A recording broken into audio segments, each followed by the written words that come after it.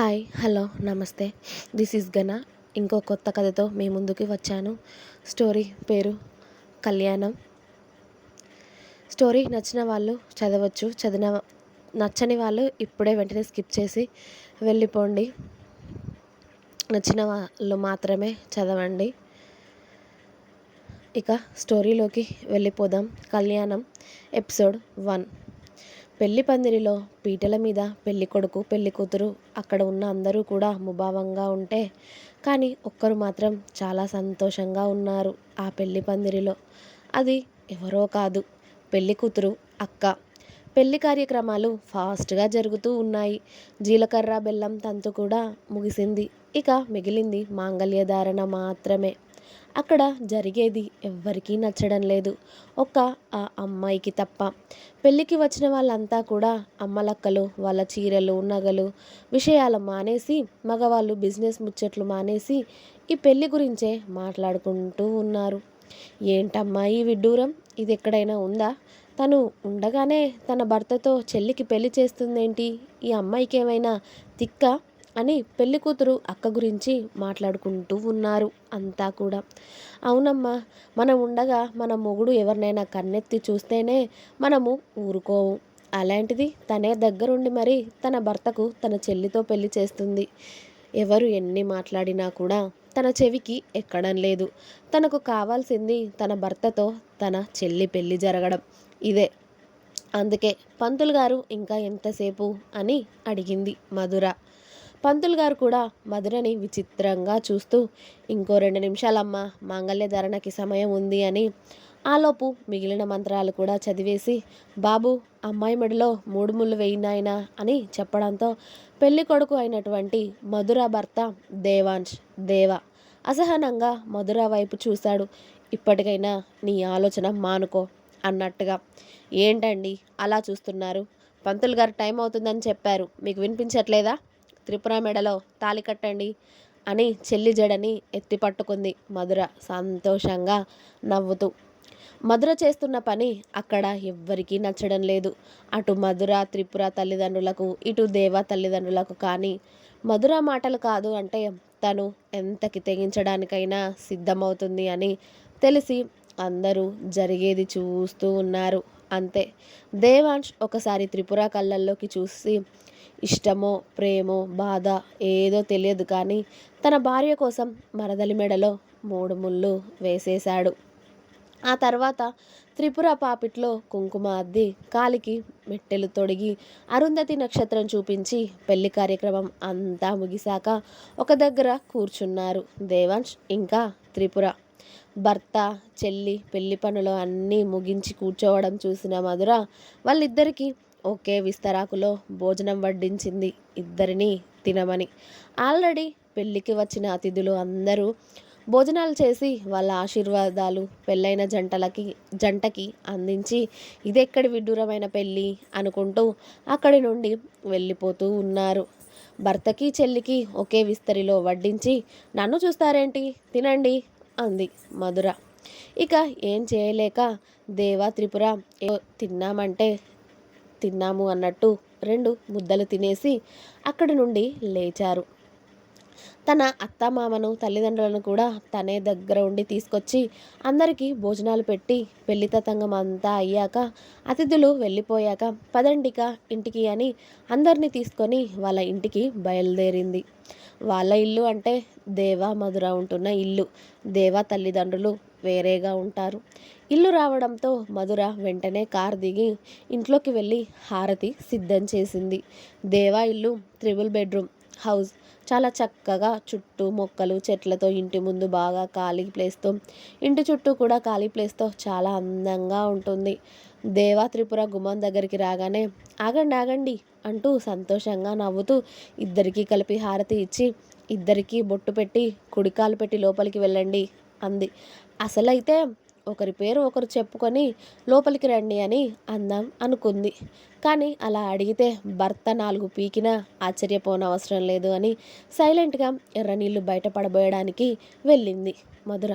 దేవ అతడి మెడలో ఉన్న కండువాకి త్రిపుర కొంగుకి ముడి ఉండడంతో అది తీసి త్రిపుర చేతిలో పెట్టి అసహనంగా వెళ్ళి సోఫాలో కూర్చున్నాడు. త్రిపుర తల్లి వంక చూడడంతో నువ్వు కూడా అలా కూర్చో తల్లి అని తనని తీసుకెళ్ళి ఇంకో సోఫాలో కూర్చోబెట్టారు ఆవిడ. మధుర త్రిపుర తల్లిదండ్రులు, తల్లి శిరీష, తండ్రి రమణ గారు. ఈయనది గవర్నమెంట్ జాబ్. దేవాన్స్ తల్లిదండ్రులు నీలిమ గారు, ప్రతాప్ గారు. ఈయనది కూడా గవర్నమెంట్ జాబ్నే. రమణ గారు, ప్రతాప్ గారు ఒకే దగ్గర జాబ్ చేస్తారు. ఇద్దరు ఫ్రెండ్స్ అవ్వడంతో వాళ్ళ ఫ్రెండ్షిప్ని బంధుత్వంగా మార్చుకోవాలి అని ముందు మధురకి దేవాన్ష్కి వివాహం జరిపిస్తారు. అమ్మ చాలా నీరసంగా ఉంది, కాసేపు రెస్ట్ తీసుకుంటాను నేను అంది త్రిపుర. అవునా, ఒక్క నిమిషం ఆగవే, నీకోసం ఆ రూమ్ రెడీ చేస్తాను అని చెల్లి కోసం రెండో బెడ్రూమ్కి వెళ్ళి బెడ్ పైన బెడ్షీట్లను నీట్గా మార్చి బయటికి వచ్చి ఇప్పుడు వెళ్ళవే అని త్రిపురకి చెప్పింది మధుర. త్రిపురకి పెళ్లి పనుల వల్ల అలసటగా ఉండడంతో మధుర చెప్పగానే ఆ రూమ్కి వెళ్ళి బెడ్ మీద వాలి నిద్రపోయింది. దేవాన్ష్ మధురనే కోపంగా చూస్తూ ఉంటే, మీరెందుకు అలా చూస్తున్నారు, మీరు కూడా వెళ్ళి రెస్ట్ తీసుకోండి అంది. తల్లిదండ్రుల ముందు, అత్తామామల ముందు భార్యని ఏమనలేక వాళ్ళ గదికి కోపంగా వెళ్ళిపోయాడు దేవాన్ష్. అమ్మ నాన్న, అత్తయ్య మావయ్య, మీరు కూడా వెళ్ళి రెస్ట్ తీసుకోండి కాసేపు. అమ్మా నాన్న, మీరు చెల్లి గదికి వెళ్ళండి అంది మధుర. మధుర, నువ్వు చేస్తున్న పని ఏమైనా బాగుందా? ఇప్పటికే మన గురించి నలుగురు నానా రకాలుగా మాట్లాడుకుంటున్నారు. ఎందుకే ఇలా చేసి నీ జీవితాన్ని నువ్వే నాశనం చేసుకుంటున్నావు అన్నారు శిరీష గారు బాధగా. ఇందులో నేను చేసిన తప్పే ఉందమ్మా. నా చెల్లినే కదా మా ఆయనకిచ్చి పెళ్లి చేసింది. నేను ఎందుకు పెళ్లి చేశానో మీ అందరికీ తెలిసి కూడా మీరు ఇలా అనడం ఏం బాగోలేదు అంది మధుర. నీకు మాత్రం ఇది బాగుందా మధుర? నువ్వే దగ్గర ఉండి మీ ఆయనకి పెళ్లి చేశావు. ఇప్పటికే మీ గురించి ఎన్ని పుకార్లు పుట్టాయో తెలుసా అన్నారు నీలిమ గారు. ఎవ్వరు ఏమనుకున్నా నాకు అనవసరం అత్తయ్య. నాకు కావాల్సింది నేను చేశాను అంతే.